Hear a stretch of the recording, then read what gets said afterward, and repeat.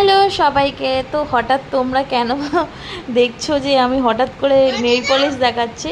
তো এই যে দেখো, আগে সবার ফার্স্ট আমার মেয়ের নেলগুলো দেখে নাও কত সুন্দর লাগছে, আর আমার নেলগুলো দেখো। তো যাই হোক, ও আবার পাটা দেখাতে বলছে, এই যে দেখো পাটা দেখো পাকু। আর এই যে দেখো নেল পলিশটা, এটা আমার মেয়ে কে দিয়েছে? সর্বাণী আন্টি। সর্বাণী আন্টিকে বলতে থন্নাবো। যাই হোক, এটা আমার খুব ভালো একটা ফ্রেন্ড দিয়েছে। মানে বেশি দিনের সম্পর্ক না, কিন্তু হয় না কিছু কিছু সম্পর্ক খুব মিষ্টি একটা সম্পর্ক হয়ে যায়। তো সত্যি খুব ভালো মেয়েটা, আর সম্পর্কটাও খুব ভালো হয়ে গেছে।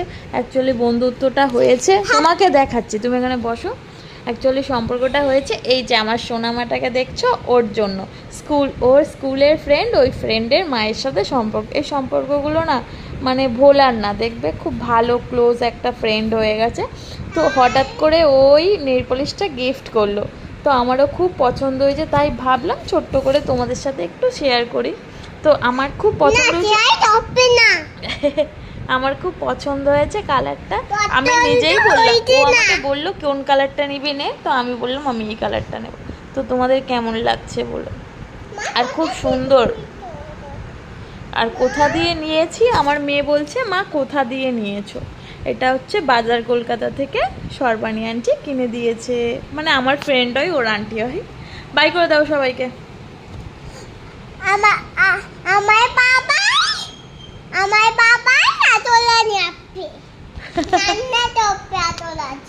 ওলে বাবা, আতলা না ক্র্যাপ কি নিয়ে আসবে?